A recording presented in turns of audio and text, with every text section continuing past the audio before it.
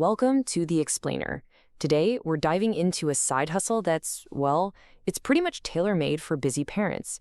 We're talking about flipping liquidation pallets. If you're a parent, I'm going to bet this question hits pretty close to home. You know exactly what I'm talking about. Those pockets of downtime, waiting in the school pickup line, scrolling on your phone, time that just feels kind of wasted. But what if you could actually turn that time into real money on a schedule that actually fits the beautiful chaos of your family life? I know. Turning $300 into 3,000, it sounds like a stretch, right? But this is the promise at the very heart of pallet flipping. It's not about some crazy, complicated business plan.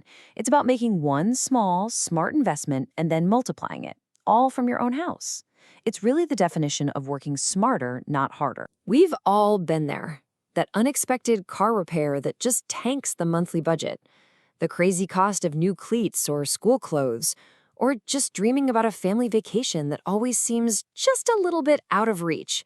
It's that constant pressure, that desire for a little breathing room and financial independence that has so many people looking for a flexible way to earn. So what's the solution? Well, it's actually hiding in plain sight, inside a massive, and I mean massive, industry that most people don't even know is accessible. We're talking about the world of liquidation. To really get the scale of this, just look at this number. This isn't some tiny little niche market. We're talking about over $7 billion. That's how much stuff huge retailers need to get rid of every single year. For them, it's a giant headache. For you, it's a massive river of potential profit. And get this, that river is only getting bigger and flowing faster.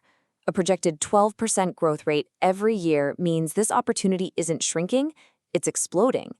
And for you, that just means more products, more returns, and more chances to step in and find value where these big companies see a problem. So what's fueling all this? What's the engine behind it? It's this number right here. Over $816 billion, that's billion with a B, in stuff that gets returned by shoppers every single year. That is the return tsunami we're all hearing about.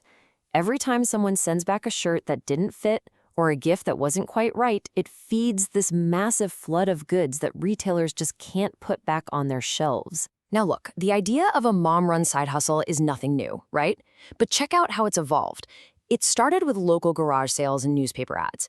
Then, bam, the eBay revolution hit, and suddenly you had a national audience. Then came the 2010s and that huge wave of returns we just talked about, which created a whole new supply. And now, today, with things like Facebook Marketplace, you can run the whole business from your phone, literally, from the sidelines of the soccer field.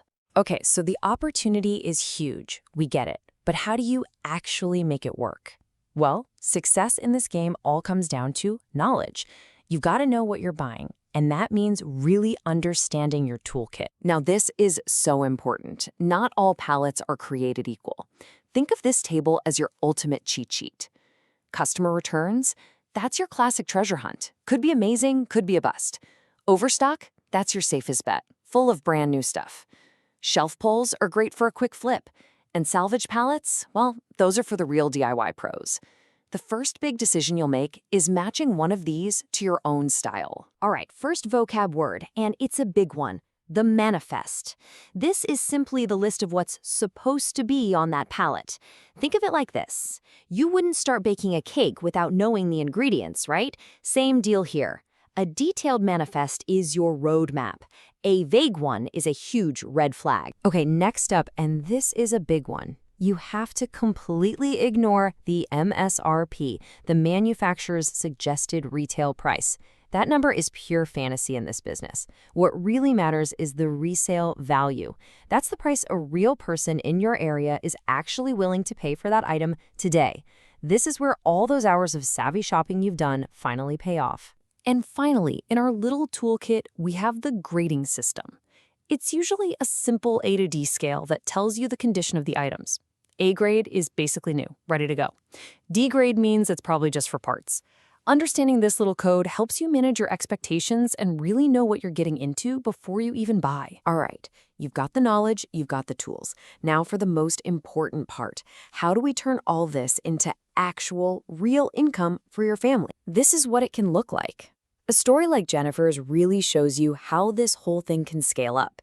You can start small, just enough to cover something extra, like sports fees, but if you stick with it and make smart buys, it can grow into a really significant income that can completely change your family's financial future. Okay, let's get real for a second and bust some of these myths. Myth number 1, you need a warehouse. Reality? Nope, your garage is perfect. Myth 2, it's passive income. Definitely not, it's an active business. Myth 3, it's all just a pile of junk. The reality is that on a good pallet, 70% or more can be ready to sell. This is a totally legitimate, manageable business. So, I want to be super clear about this. This business is actual work. You're going to be researching products, taking good pictures, talking to customers, maybe even shipping things. But, and this is the big but, it's work you do on your schedule, from your home, to build your own financial security. That's the game changer. And this shows you exactly where you fit in. You're not just some random person selling stuff. You are a vital link in this chain. You're solving a problem for the big retailers. You're helping the liquidators. And most importantly, you're connecting families in your own community with things they need at a price they can actually afford. You make the whole thing work. So let's just end with this one thought. Every time you've ever shopped for your family, you've been doing market research. You already have the expertise. You know what brands are popular, what toys kids are begging for, what home goods people actually use. That knowledge isn't just a parenting skill, it's an incredibly powerful business asset. The only question left is, are you ready to profit from it?